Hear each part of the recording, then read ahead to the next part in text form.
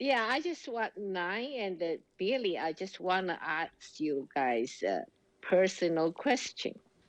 Okay. Just one, come on. Do you believe miracle? Yes, I do. I do too. Oh, that's great. It's a Christmas time anyway.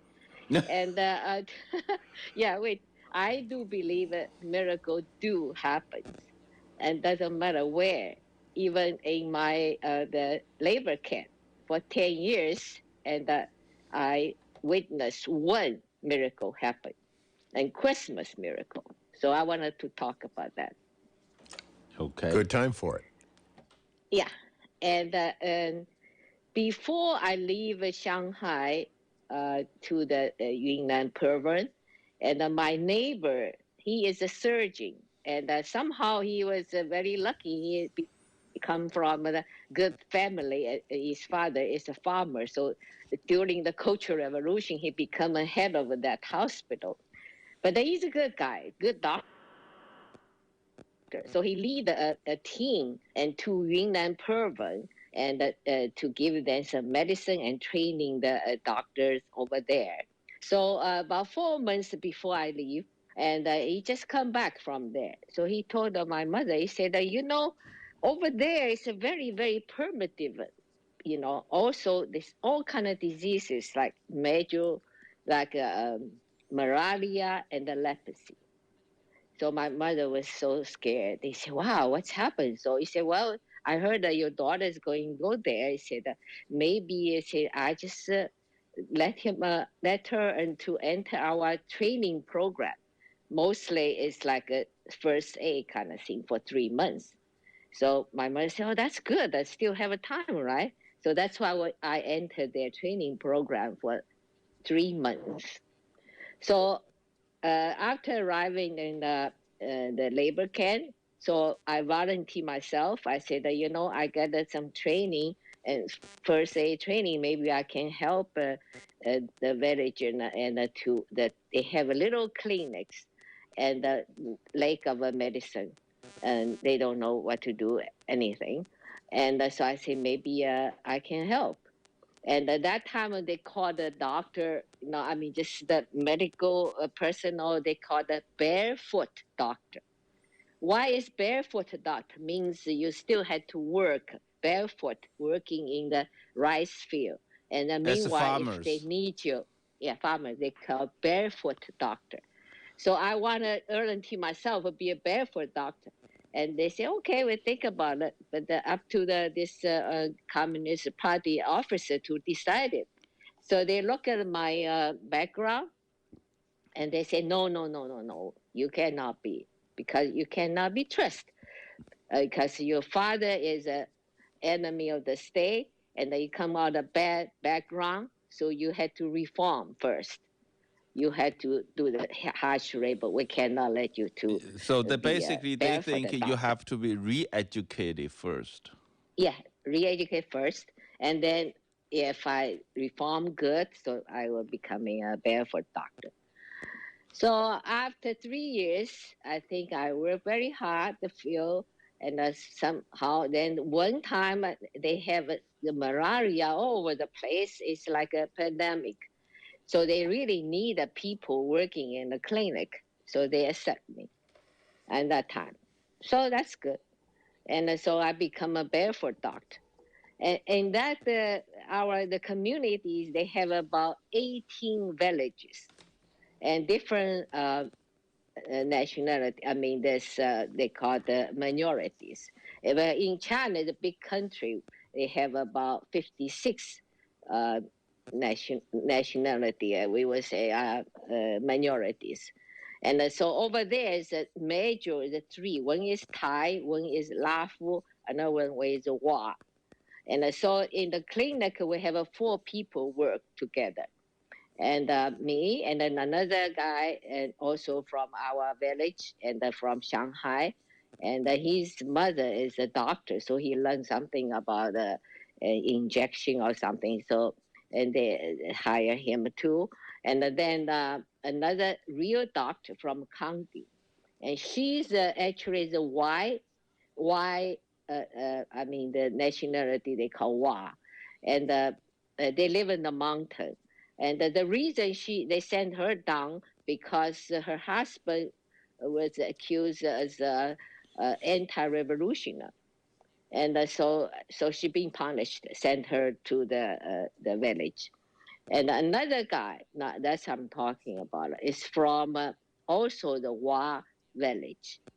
And so Wa people, they look like Cambodia people, but they say eventually I found out they original from Cambodia. And they all have a dark skin and then flat nose and also very heavy lips. But this guy from this Wa village, he doesn't look like that. He had very fair skin, very straight nose, and a thin lips. To me, he looked like a European, but also he knows some medicine like a penicillin or something. In English, he said penicillin or something.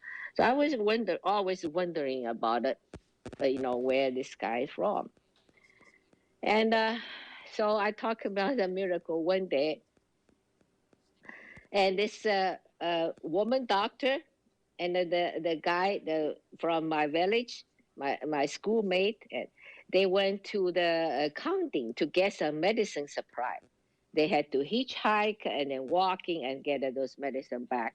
So only left this guy. Also, he has very strange name and called Albert. Sounds like Albert because in the Wa village, nobody have such a name. And to me, it's like an English name, Albert or something. And so only left Albert and me and working the clinic. So we don't have much medicine and very limited supply, and we use herb medicine. So we had to looking for the roots. And he know lots of herbs, so they call him a medicine man, so I had learned a lot from him. So he said, well, let's go to find some medicine. We need something and to treat the malaria. So we prepared to go to the mountain because looking for those roots had to go to deep in the mountain. There's no road.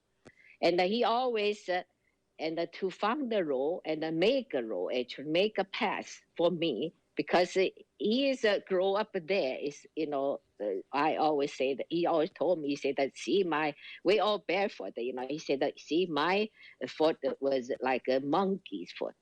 You don't slip or anything. He said that you have a lot to learn. Yes, I had to, and but he always very care about me and don't want me fall and to make the road and let me coming down and up or whatever. And somehow that day, he also carry the homemade, those rifle. And he asked me for those used toothpaste and for the bullet. So I always collected from other people, and because we are the only one from Shanghai and from city and use toothpaste, and they don't even see the things. But the toothpaste after you see, they can use this as a shell as the bullet.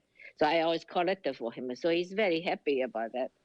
And so he always carried that. He said, well, we had to, otherwise the mountain lion or whatever, he said, so I can shoot and protect ourselves. And then we're walking and go to the deep the mountain, and those you had to hold the tree and then coming down, and somehow, and he was trying to look at me coming down or not, and so he slept, and then somehow hit his hip and the gun, and then all the blood all over the place. And so I don't know what to do. So I said, I cannot carry him down because probably about 2 miles and have a road down there.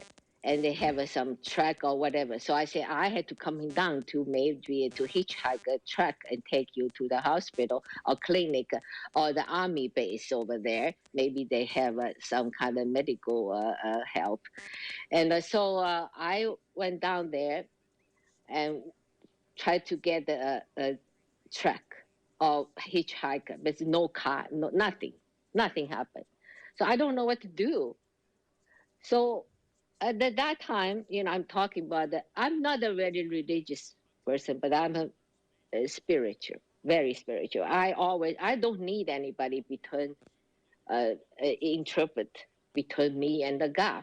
But I always believe God always live in my heart. So at that time, I don't know what to do. The only thing I can do is pray. So I just bend on my knees, pray. And he also coming down. And because he think I cannot carry him, they cannot get him. So he just is struggling and just tied it up his wound and then coming down. And then he saw me pray and they said, "Oh, you believe in God?" I said, "Yes." And he said, "Yeah, let's pray." So he also went, I said, "I'm a Christian." So I was shocked. I never know in that such a primitive place. And they was before was missionary was there before.